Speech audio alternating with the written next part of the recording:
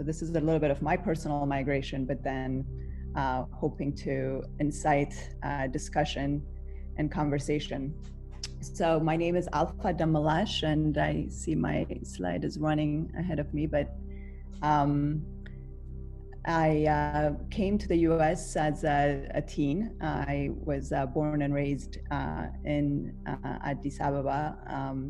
There I was as a 2-year-old running through the streets and had my mom who was actually forced to become a refugee as a result of the dictatorship that at the time was causing so much turmoil in my homeland.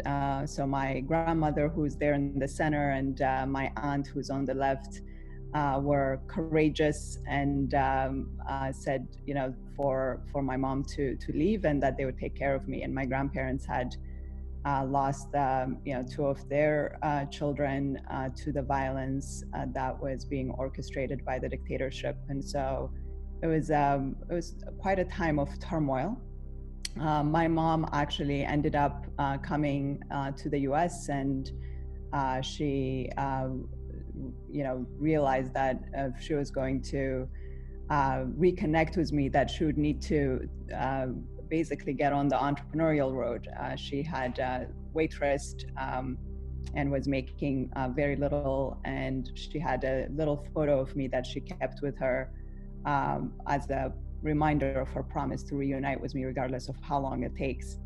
And so she ended up starting a little entrepreneurial kind of seamstress business and ended up making these gowns, and used her savings to reunite with me and bring me to the States.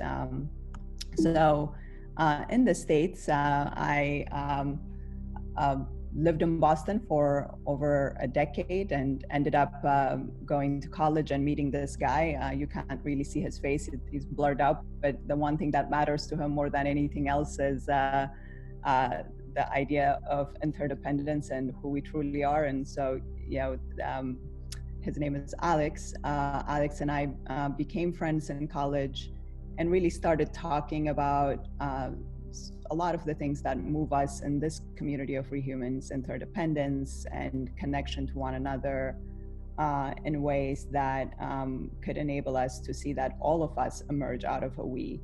None of us are here as just individuals. And so the 2 of us co-founded a nonprofit that is called Rising Tide Capital. And Rising Tide Capital now has been around for 15 years. We started it straight out of college, directly as a result of the conversations we were having about what it means to really walk along the journey of economic resilience and security for those who are the most marginalized or harmed by our current economy as it exists. And so it started out with just 15 entrepreneurs in donated space 15 years ago. So we're actually actively right now celebrating our 15th year.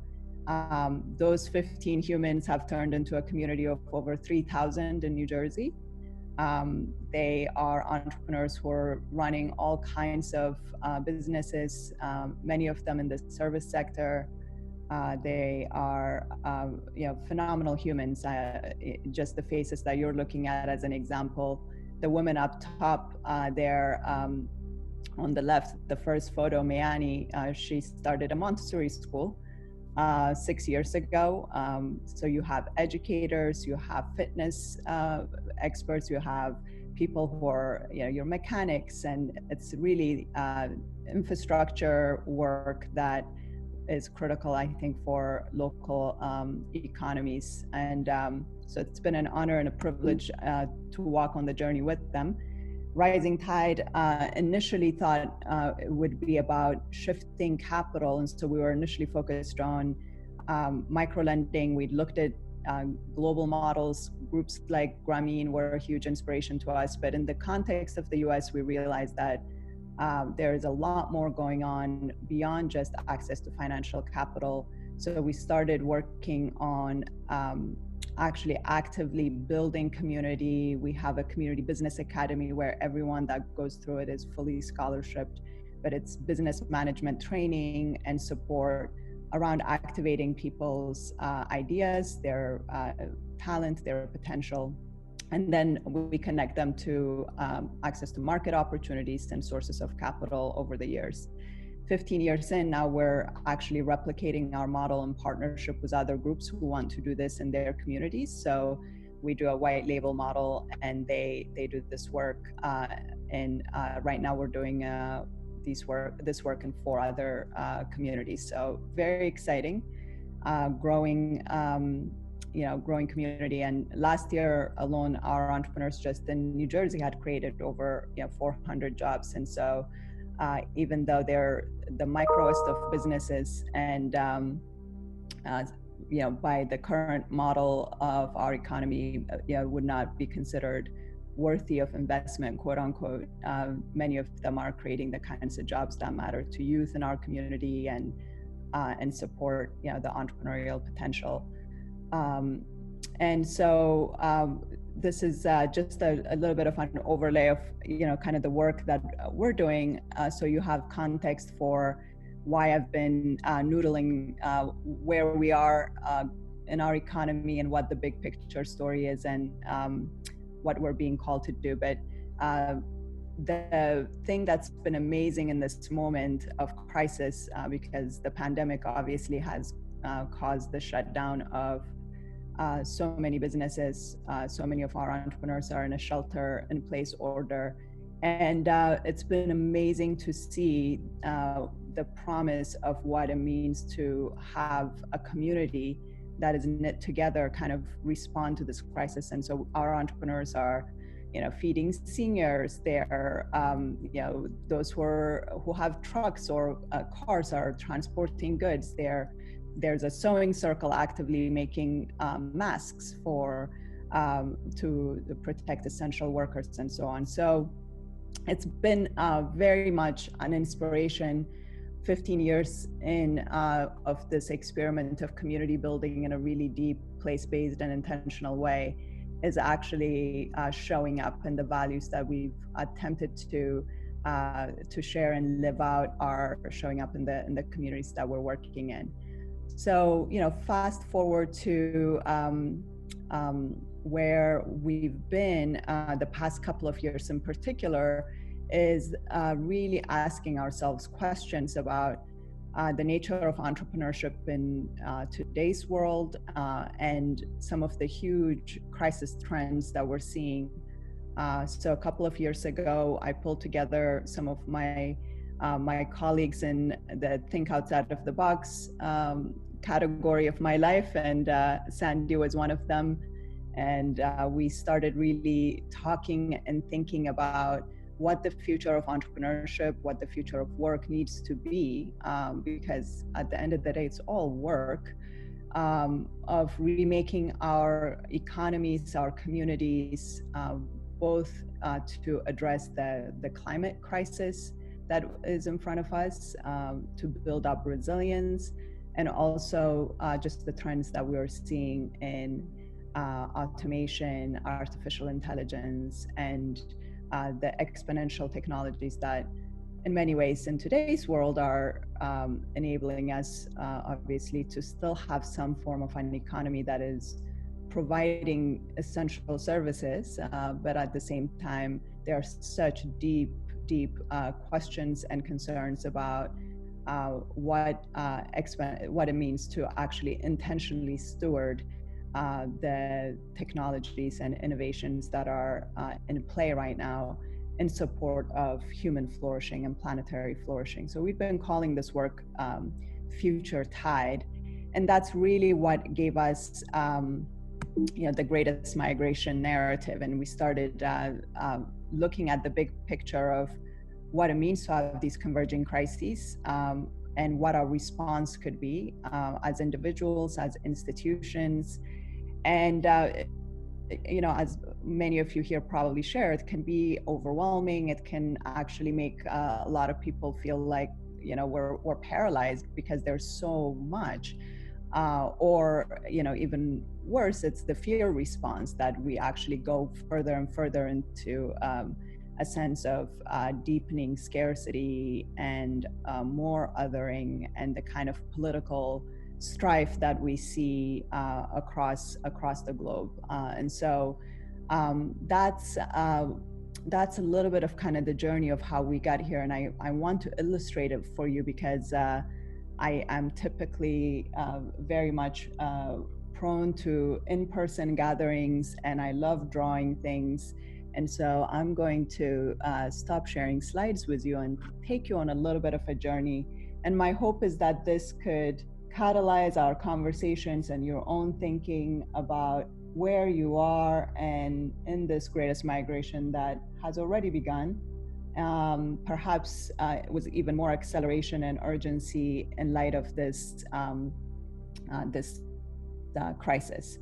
So I will kind of start here with your typical 2x2. So paramount to all of us, especially now, is this economic security piece, which is in many ways a proxy for our ability to eat, our ability to keep the lights on, pay the phone and data plan so that we could do the Zooming that we're doing. And so economic security has been the paramount kind of concern.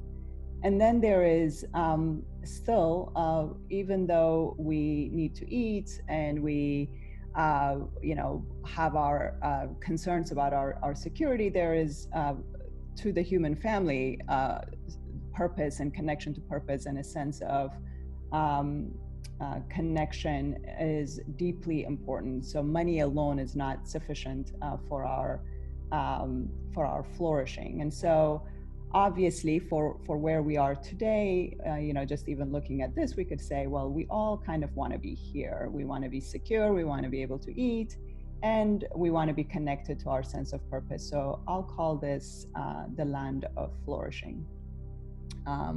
This is where we want to get to. And at the same time, for many of us, we recognize and we can see that many people, many of our brothers and sisters are here. They don't feel economically secure, and they feel abandoned by government, by corporations, and so this is what we're calling the land of abandonment. And increasingly, obviously, especially now, we're seeing this, so many more people who are falling into the land of abandonment as a result of everything that is also going on with the pandemic. And then we do have a fair number of people who are economically secure, but don't necessarily feel like they're activating their purpose. Many institutions included who are led by people who want to drive towards increasing connection to purpose, but feel often either trapped within a dominant paradigm that doesn't really enable that, and that there is a trade-off of kind of a world of winners and losers. And so that is the land that we're calling the land of disconnection. And increasingly, this trend of both the climate, technological shifts, and now pandemic and COVID are dropping more and more people who are, perhaps might have fallen into more economically secure, into even greater sense of insecurity. So that threat level is high over in the land of abandonment at the moment. Now, for the past 15 years, as you've heard me share, I have been hanging out here with my team on the border of the land of abandonment and what we're calling the land of purpose. And this is where a lot of people have decided that even though economic security may not come with it, they're choosing to still activate their purpose. They're creating businesses, they're artisans, they're choosing to still follow through on what they may consider their calling, despite the fact that maybe it's not economically remunerative.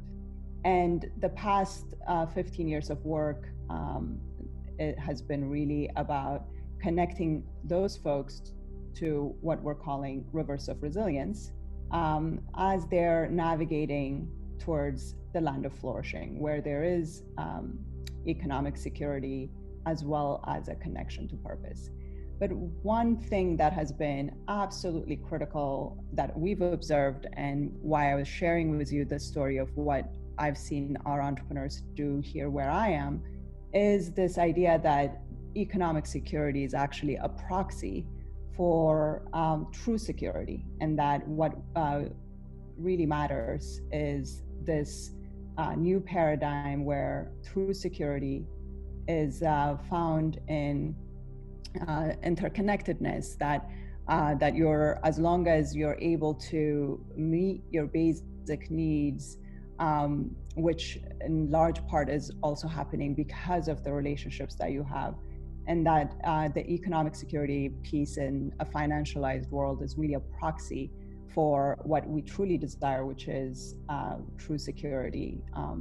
And so we've got this rivers of resilience going. And so the key consideration for us has been, so this migration has already started and is ongoing. For those who are in the land of abandonment, however, especially those who are, unemployed, underemployed, and struggling, and they may not have the entrepreneurial drive that brings people over to the land of purpose, is rivers of hope, that they're looking for seats at a table around hopefully something that connects to their sense of purpose and what is their calling, but they're looking for opportunities to be able to sit at a table, to be able to have their voice matter and their talents matter, but be able to actually have the capacity for some modicum of security. And so we'll call this rivers of hope. And then we've got, so this migration is essential. This needs to happen. We need more people who are in the land of abandonment to be able to migrate towards true flourishing, if we're to avert social collapse and economic collapse. And here we're also needing this migration of institutions and investments, because without these aggregated pools of capital and power, the power to shift policy that could increase a sense of well-being and security in the world, we're not going to make it to the land of flourishing. And as you can probably already derive, we all need to get to this new place, to this new paradigm. And so we're calling the rivers that would get those who are in the land of disconnection as rivers of innovation.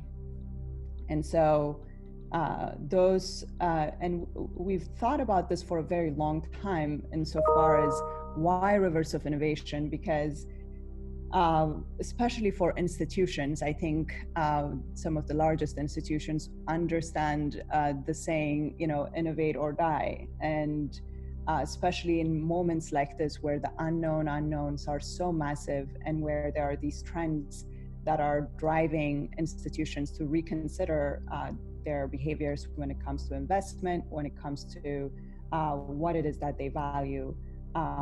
Innovation and getting them onto rivers of innovation has been a big part of, I think, compelling and creating a pull effect for them to come to this space. And this space is, in short, what we've been calling the beloved economy.